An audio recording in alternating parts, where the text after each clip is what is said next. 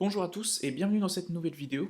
Aujourd'hui, je vais vous montrer comment vous pouvez effectuer une attaque man in the middle sous macOS. Alors moi, je suis sur un MacBook Pro 13 pouces de 2019, il me semble, mais ça doit fonctionner pour d'autres versions de MacBook.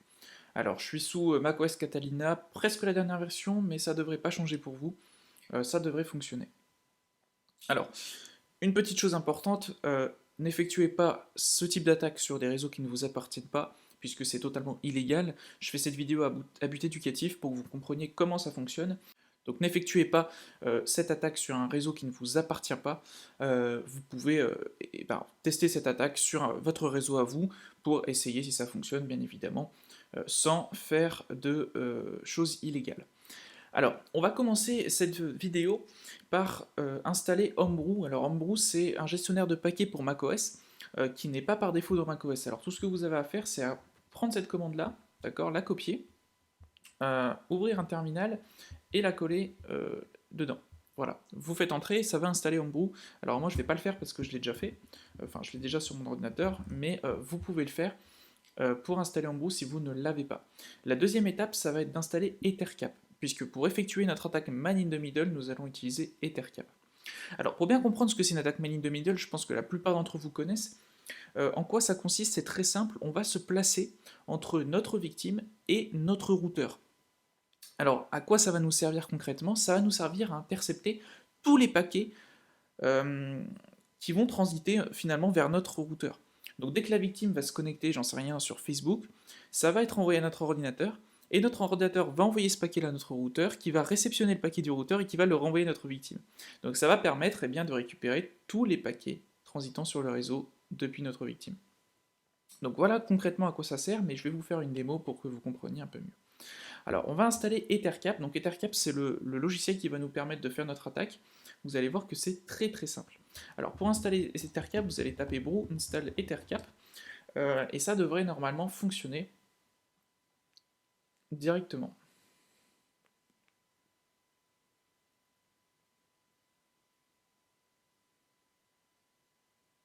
Voilà, donc Ethercap est maintenant installé. Il reste une dernière chose à installer, c'est AddWata. Alors je vais vous mettre la commande de toute façon dans la description, que ce soit un peu plus simple. Euh, c'est un package qui va permettre d'avoir les icônes dans le logiciel, parce que sinon vous n'allez pas avoir les icônes. Bon alors moi je l'ai déjà en l'occurrence, mais vous ne devriez pas l'avoir.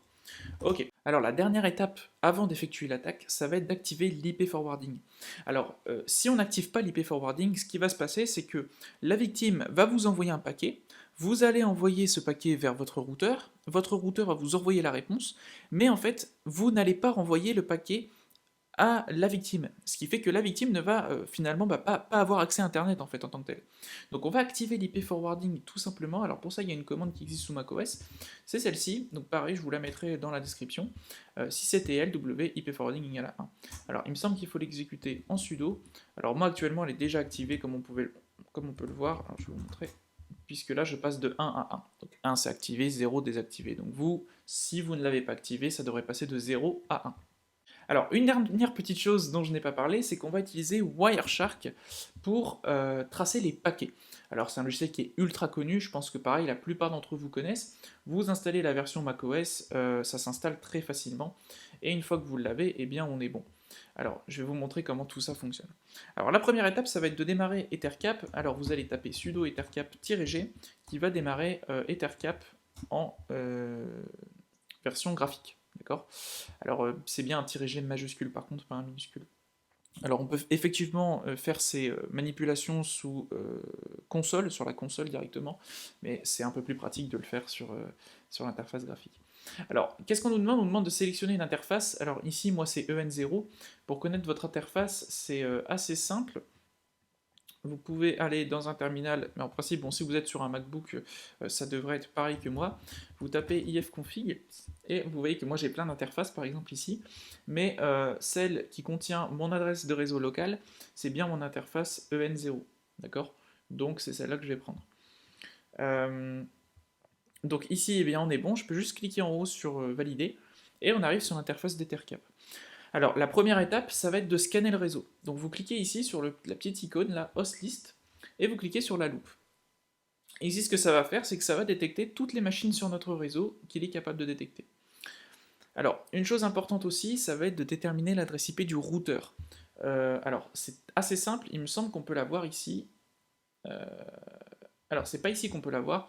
Sur macOS, ce que vous pouvez faire, c'est que vous pouvez l'avoir directement alors, sur les préférences réseau, dans Avancé ici, et vous pouvez aller dans TCP.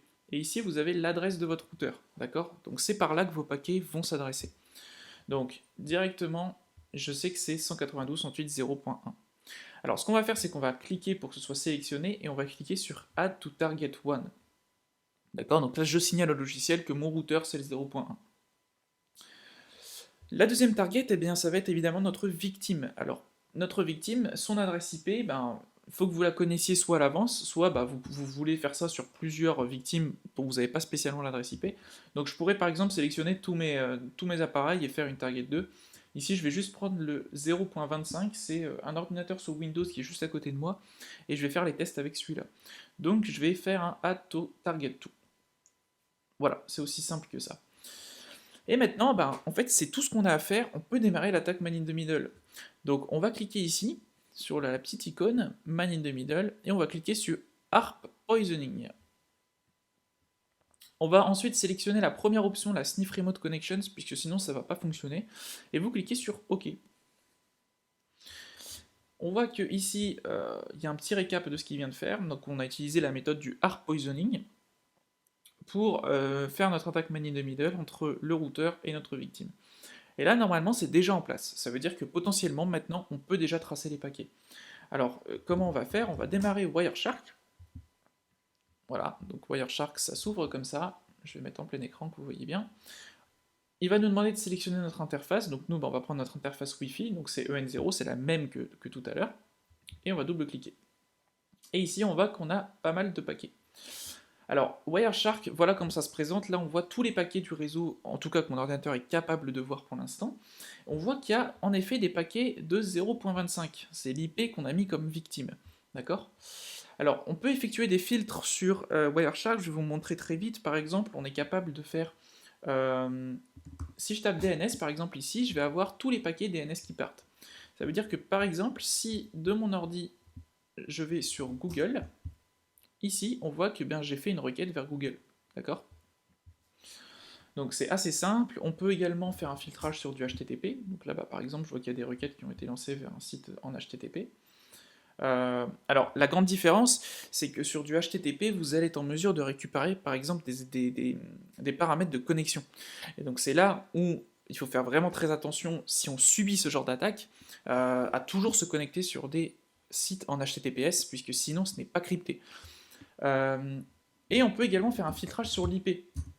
Donc par exemple ici je peux faire ip.source égale 0.25. Si je fais ça, je vais avoir accès à tous les paquets de ma victime. Donc c'est cela qui m'intéresse en l'occurrence. Alors on peut faire aussi plusieurs filtres en même temps, donc je peux faire un et DNS, et là par exemple, je vais accéder à tous les paquets de type DNS utilisant le protocole DNS qui proviennent de cette adresse IP là.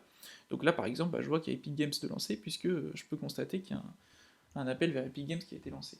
Donc par exemple, je suis sur l'ordinateur de ma victime et je vais faire une requête vers Google. Et voilà, on voit directement que j'ai réussi à récupérer ce paquet-là. Alors, à but démonstratif, je vais vous montrer comment vous pouvez récupérer des identifiants de connexion depuis un site HTTP. Donc ici, par exemple, je vais mettre soit je récupère les paquets de type DNS ou alors de type HTTP. D'accord? Donc à partir de maintenant, je vais récupérer même les requêtes HTTP. Donc là, j'en ai pas encore fait une. Alors j'ai trouvé un site sur internet qui est en HTTP. Donc je fais entrer et là, on peut voir que je récupère en clair, d'accord, quelle page précise j'ai consultée. Donc ici, j'ai carrément l'URL du site et j'ai même accès du coup à toutes les ressources qui sont chargées par le site. Donc là, on voit que c'est une méthode get, d'accord? La plupart du temps, enfin même tout le temps, quand il y aura une connexion à faire, ça sera du post, d'accord? Alors, il n'y a pas vraiment de connexion sur ce site-là, mais il y a un champ de recherche. Donc je vais vous montrer, c'est exactement le même principe. Admettons que je cherche ceci et mon mot de passe, et je fais entrer. Ici, je vois qu'il y a un post qui a été effectué, donc c'est ce qui nous intéresse, et je vois ici le formulaire qui a été envoyé lors de ce post. Donc si je l'ouvre, j'ai accès directement à mon champ de recherche, ceci est mon mot de passe. Donc si ce site avait été un site avec un espace connexion en HTTP, avec eh bien, un formulaire username, password, on aurait directement eu accès au mot de passe et au nom d'utilisateur de la victime. Donc ça, je rappelle que ça fonctionne uniquement pour du HTTP, mais ça peut aussi par exemple fonctionner sur des connexions FTP non sécurisées. Alors là, j'en ai pas sous la main, mais si vous faites, si l'ordinateur de la victime fait une connexion FTP non sécurisée, les informations de connexion vont directement arriver ici. Alors dans ces cas-là, il faudra rajouter un filtre ou FTP, d'accord? Et là, dans ces cas-là, ça arrivera dessus. Alors maintenant, ce qu'on va pouvoir faire, c'est stopper l'attaque. Pour stopper l'attaque, c'est très simple, on peut se re-rendre sur Ethercap, alors c'est important de bien le faire, et vous cliquez juste sur le petit bouton ici, là, le petit rond, et vous cliquez, ça va stopper l'attaque man in the middle directement. Donc ici, normalement, c'est fini, je ne peux plus récupérer de paquet, je vais juste essayer pour voir si ça l'a bien arrêté.